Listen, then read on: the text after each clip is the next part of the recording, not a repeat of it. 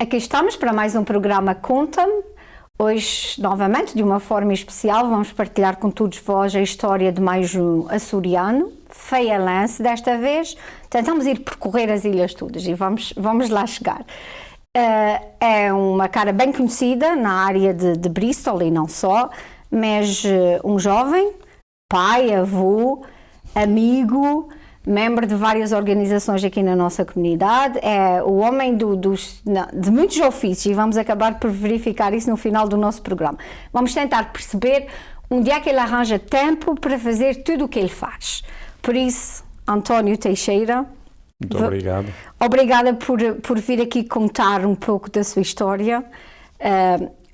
Como eu dizia, o Tony nasceu eu tenho a mania de o chamar Tony, e eu sei que eu estou num programa português e devia te chamar António, mas eu nunca te chamei António. Sempre foi o Tony Teixeira. Agora és o Mr. T, és conhecido pelo Mr. T em Bristol, mas pronto. Às vezes. Yeah. Então não vou chamar o Mr. T, vou chamar o Tony Teixeira, que foi como eu sempre o tratei. Exato. Nasceste nos Açores? Nasci nos Açores, na Ilha do Faial, precisamente na freguesia de Castelo Branco, onde foi construído o aeroporto da ilha. Tinhas muitos irmãos?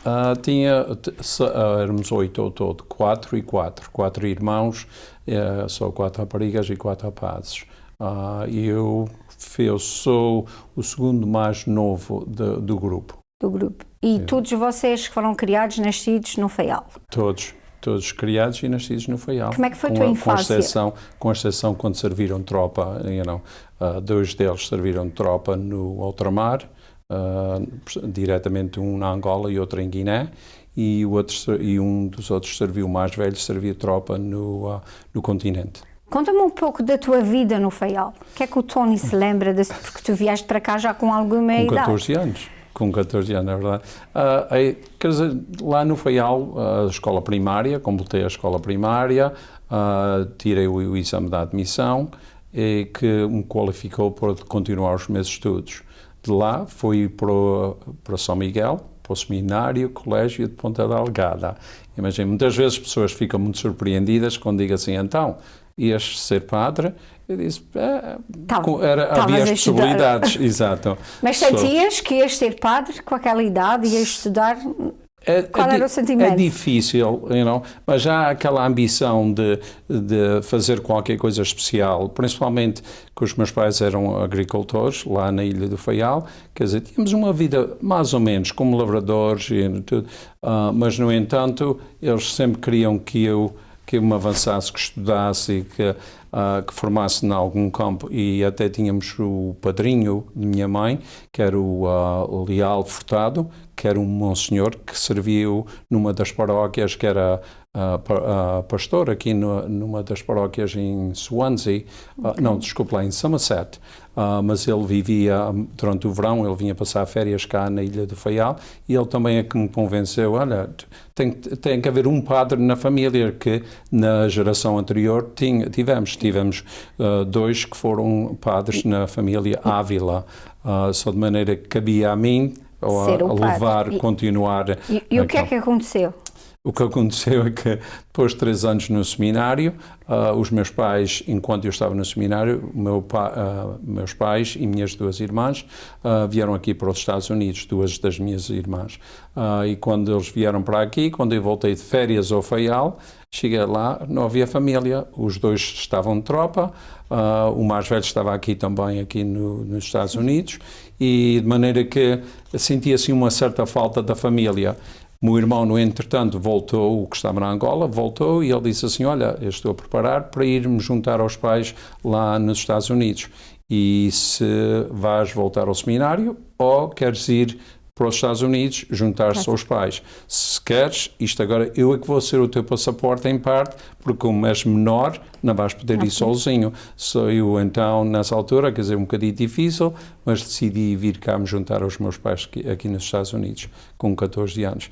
Mas a questão que há é que, imagina lá a pergunta que fez, se já sentia aquela vontade, se já sentia aquela uma vocação, pelo menos a pessoa sente que tem alguma coisa dentro de si que o leva exato. a seguir aos 11 anos é um bocadinho difícil, por causa que foi na altura que vim para São Miguel. Imagina lá, meus pais puseram-me dentro do barquinho, que foi até o Angra naquela altura, que viajava entre as ilhas, que navegava entre as ilhas, e eu lá sozinho cheguei a São Miguel, entreguei o endereço lá a um dos motoristas, e ele lá disse, eu sei onde é o seminário, lá me levou, cheguei lá, e não havia muitos naquela altura, por causa que os que vinham fora da ilha tinham que chegar mais cedo do que os que estavam cá na ilha. Nós não ficámos muito tristes porque tu não seguiste essa tua vocação.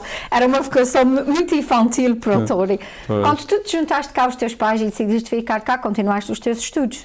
Continuei, graduei do liceu, do high school em Bristol. De lá depois frequentei a Universidade de Southeastern, SMU naquela altura, Southeastern Massachusetts University, que hoje em dia é um pouco diferente, mas de qualquer maneira em North Dartmouth, e frequentei lá 4 anos, graduei com o bacharelato e depois mais tarde persegui também o magisteriado. O Tony é como todos aqueles que sempre estudaram e sempre trabalharam, vieste seguir essa cultura americana e que todos nós portugueses acabamos por fazer a mesma coisa, sempre trabalhaste e sempre estudaste? Sem dúvida. Que meus pais definitivamente não podiam pagar os estudos em completo para eu frequentar a universidade, eu trabalhei em vários trabalhos, foi no McDonald's, foi Cumberland Farms, foi durante o verão ensinar os jovens a jogar à bola por meio dos parques do recreio, da Parks and Recreation. Tu também, quando estiveste envolvido durante o tempo curso escolar, também foste capitão ou foste treinador, sempre estiveste muito ligado à área do desporto. Cheguei, eu por acaso joguei quando estava na universidade durante 2 anos, depois infelizmente eu pisei-me num joelho e nessa altura eu parei de jogar à bola, mas continuei os meus estudos, sem dúvida.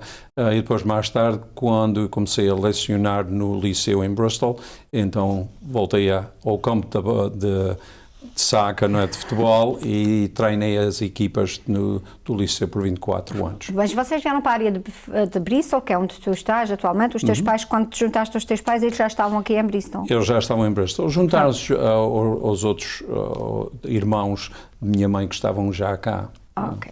E como é que é essa tua passagem ao romance? Porque, por aquilo que eu ouvi, o Tony começou desde muito cedo a ser papá. Certinho. Foi verdade?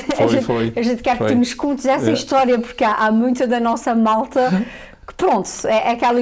Não é ilusão. Hoje em dia as coisas estão completamente diferentes do que eram uns anos atrás, não é? Hoje em dia as pessoas estudam, acabam por ir viver primeiro antes de casar. Como é que foi essa história romântica do Tony?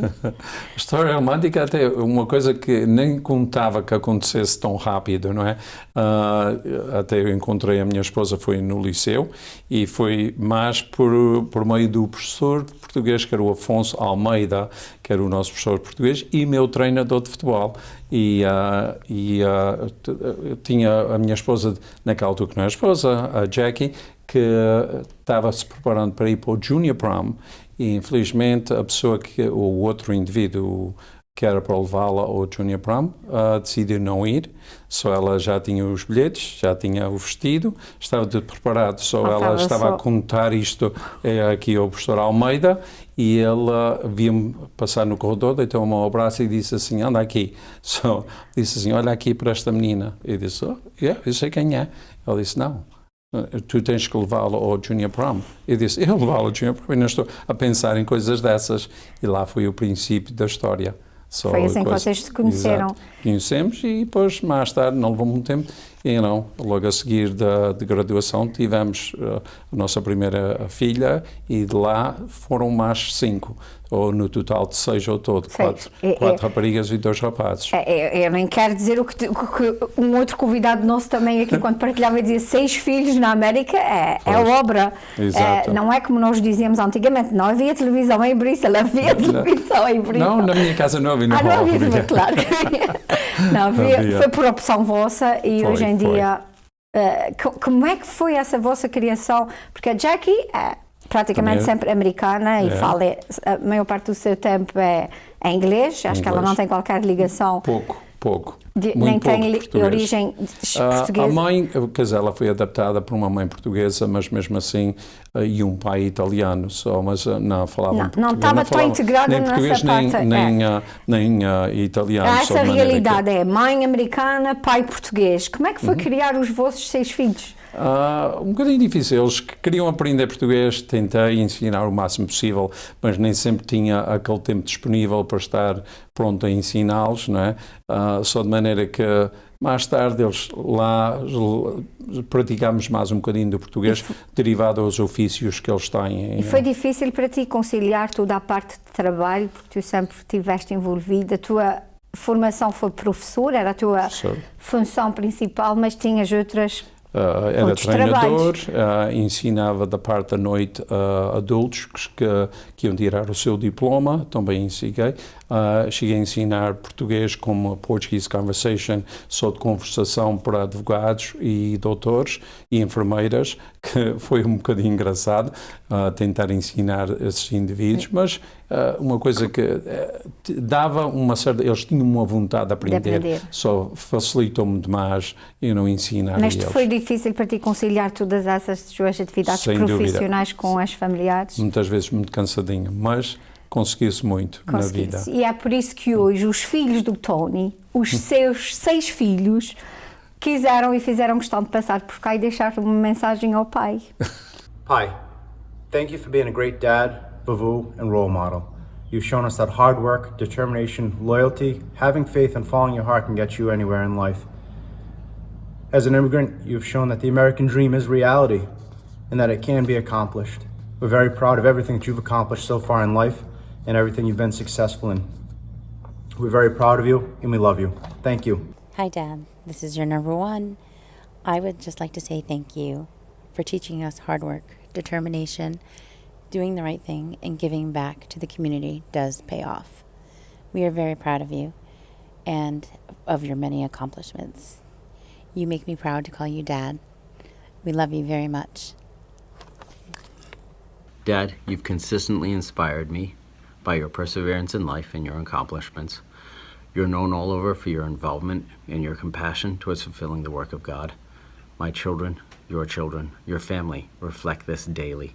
And I look forward to you continuing your strong work and will always bear in mind your dedication to guide my success. Yo te amo. Dad, I just want to take this time to say thank you and tell you how proud I am of all your life's accomplishments, being a man of faith, being a huge provider and supporter of your family in good times and in bad.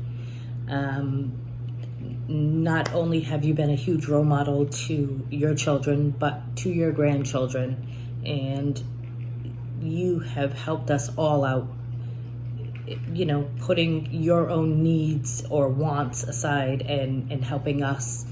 And, you know, I don't know where we would all be without you. So I just want to say thank you, and we're so proud of you. Hi, Dad. I just want to say how very proud I am of you and all your accomplishments and whatever Camille said, Neil said, Justin said, Candace said, and Nicole said. Love you. Sure this is not Father's Day? No, it's not Father's Day. Oh, gosh. So, no. Yeah. I am very proud of them as well. You know, they've made me very proud, and they know that. I do, unlike my father, who never really expressed the love to me, you know, and say, I love you, give me a hug. I make sure that I do that with them.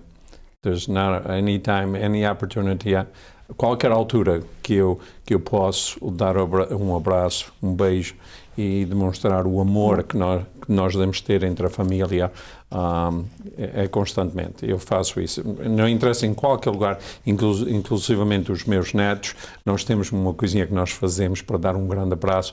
3 deles têm lá a sua coisinha, fazemos uma coisa, depois um abraço grande, 3 vezes que nós temos que fazer aquele abraço. You know, quantos netos tens, Tony? 9. you know? E para eles, qualquer lugar em público, nós fazemos aquilo.